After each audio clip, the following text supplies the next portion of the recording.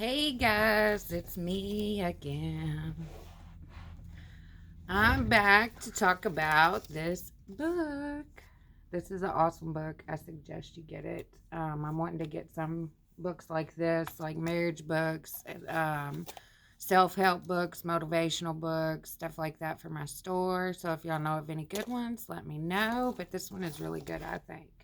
It talks about the 5 different love languages, words of affirmation, acts of service, receiving gifts, quality time, physical touch. Okay, what I want to touch on, and there's also a thing in the back where if you're not sure of your love language or your partner's, either one of y'all can take it, and it can help you out. Um, what I was talking about earlier is my husband is his is words of affirmation. That's not mine. Like I don't need constant words of affirmation. Like I don't. I'm not used to it.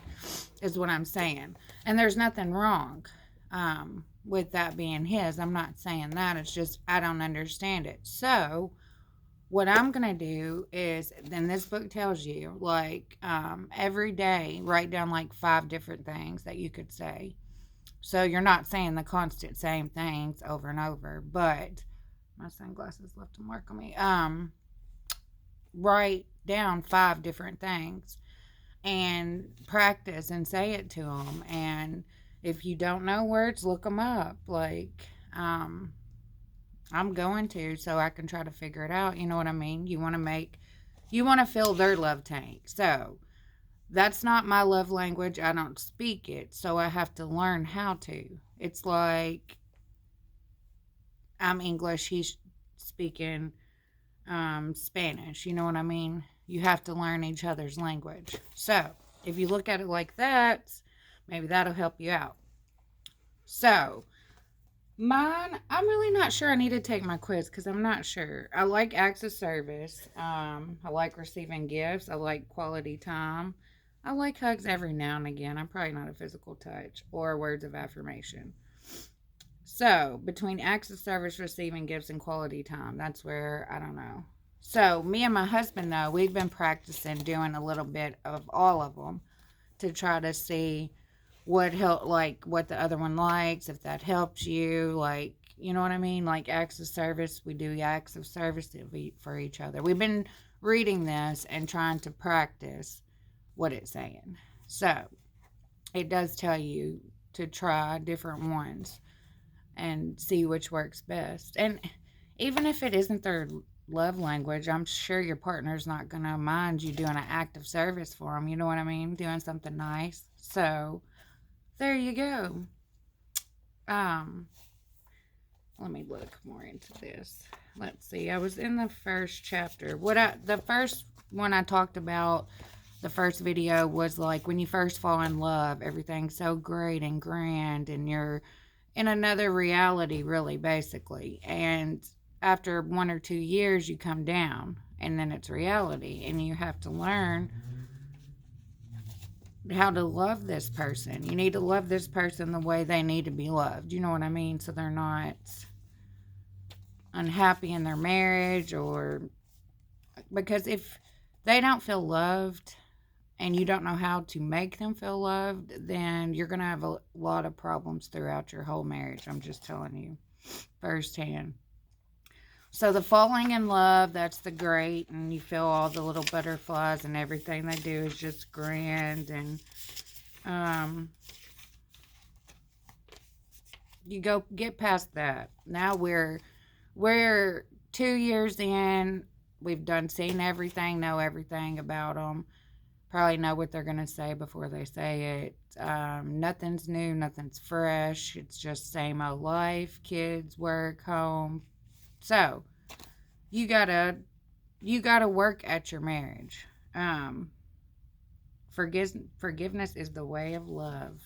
That's one of the little things over here on the side notes.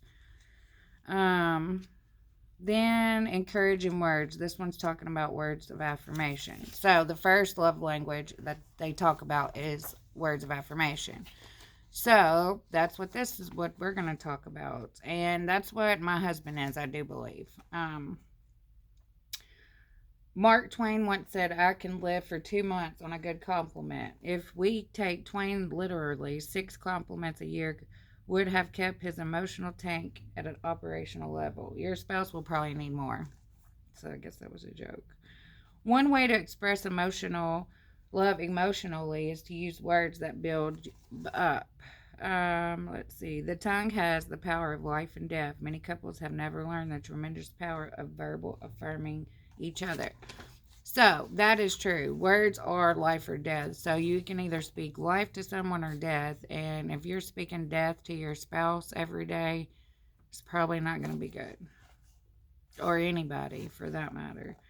Um, Verbal compliments.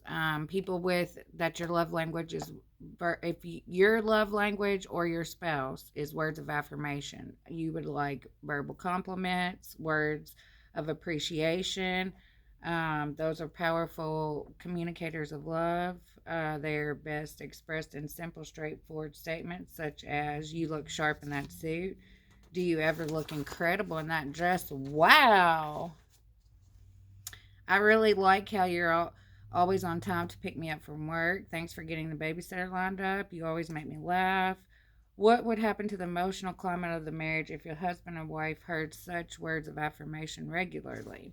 So, even if your love language isn't this, it never hurts to give your spouse a compliment or tell them something like, "Oh, I appreciate you doing this. Thank you." Um, so then it goes on. Let's see. Yeah, she said this talks about, and this guy, I know that I mentioned this in the first video. He is a psychiatrist for many years, does marriage seminars. Like he has a lot of knowledge. He's worked with a lot of different marriages. And I think I've learned more out of this book than I have marriage counseling. And we go like twice a month. Encouraging words. Giving verbal compliments is one way to express words of affirmation. So encourage means to inspire and inspire courage. All of us have areas in which we feel insecure. We lack courage, and the lack of courage often hinders us from accomplishing the positive things that we would like to do. So basically, if your spouse, this is basically saying if your spouse has a lot of areas of insecurity, that's why maybe words of affirmation can help them and encourage them, encouraging words, because for some reason they have a lot of areas where they have insecurities, which nothing's wrong with that. Everybody has insecurities. I'm not saying that that's bad. I'm just saying that's what the book's saying. So, and that makes sense. If someone's insecure, that would only make sense that they would need words of encouragement and words of affirmation to help build them up. And I'm not an expert. I'm not saying anything. I'm just saying I read this book and I got a YouTube channel and I want to make a video on it because I think it's very helpful, and other people, it could help a lot of other people. So, that goes on to say that's another story about another couple. We ain't going to read all of that. Kind words. Love is kind. If then we are to communicate love verbally, we must use kind words. That has to do with the way we speak. The same sentence can have two different meanings depending on how you say that. I have a really bad problem with this. Like, I can say something and I don't mean it mean or in a bad tone, but I just don't put the words together right and it sounds mean. So that is so true. You could say two things, you can mean the same thing and say it two different ways, and one be horrible and one be great. So keep that in mind. The statement, I love you, when said with kindness and tenderness, can be a genuine expression of love. But what about I love you? The question mark changes the whole meaning of these three words. So that is true. You tell somebody, I love you. I love you. That sounds good. But I love you. That don't sound too good. The question mark changes the whole meaning of these three words. Sometimes our words say one thing, but our tone and voice say another. So, when you're giving these words of affirmation or encouraging or kind words, try to make your tone be nice and upbeat and not disappointed. Um, like, don't say, I would be delighted to wash the dishes and then snarl at them. Um,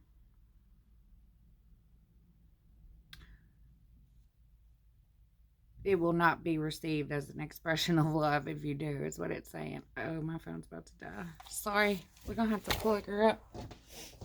I don't have a camera.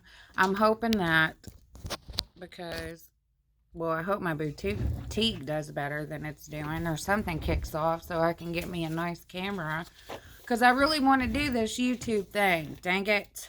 So, back to kind words. Your tone. Watch your tone. Be nice. Say it sweetly. Don't make crazy faces. And that's another problem. My face tells my whole everything. And sometimes I don't even know what my face is doing. And I guess it's not being nice. And it can be bothersome, I'm told.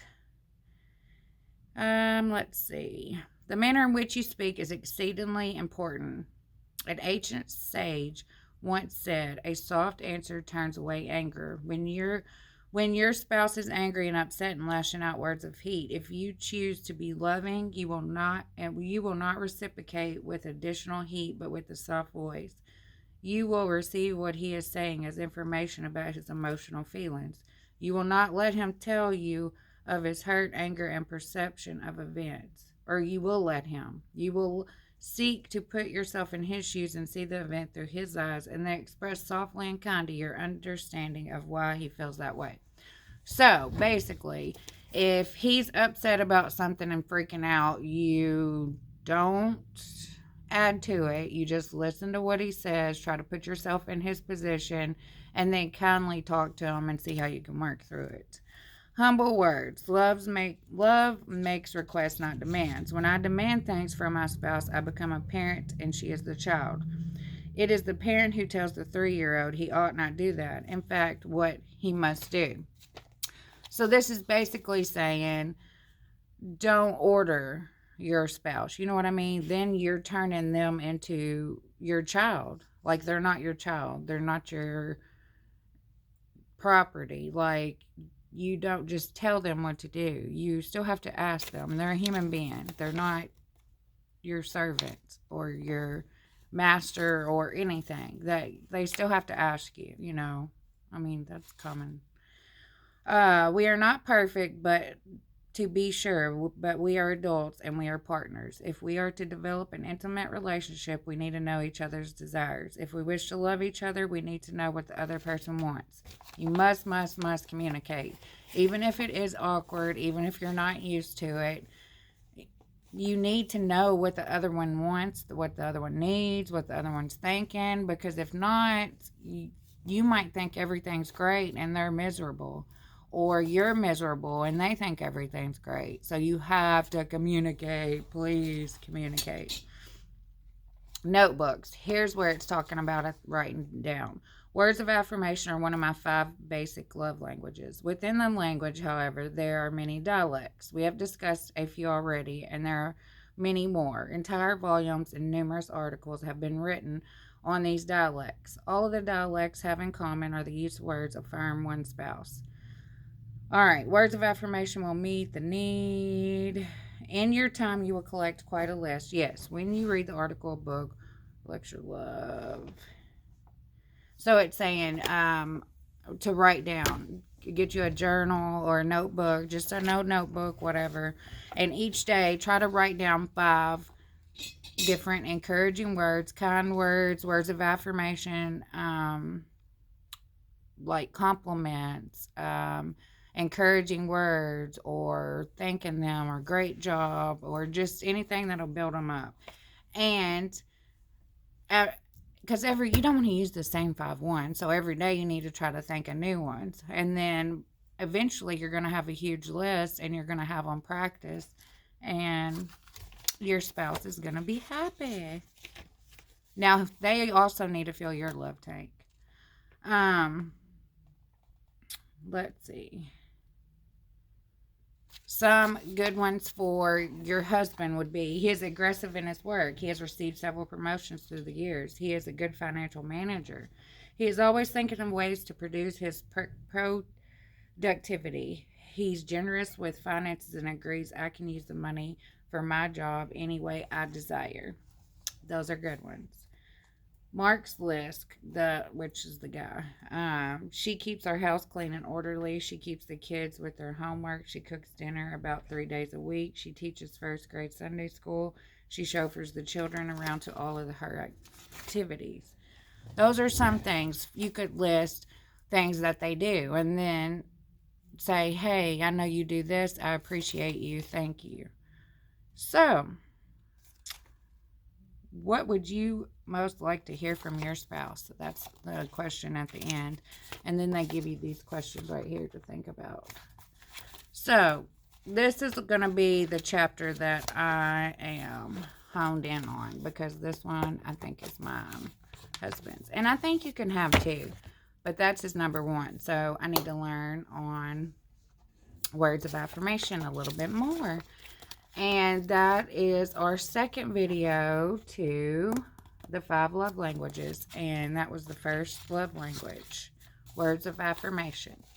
The next video will be about acts of service. And please subscribe. And thanks for watching me. And I'm new to the thing. And I'm recording on my phone with this little bitty ring light. So please look over that.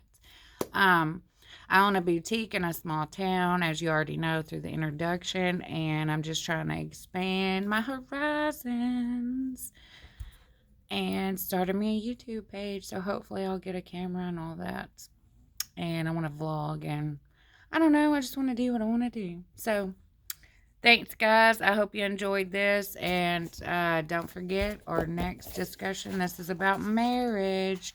The next one will be about acts of service. And I'm going to keep studying on my words of affirmation for my husband.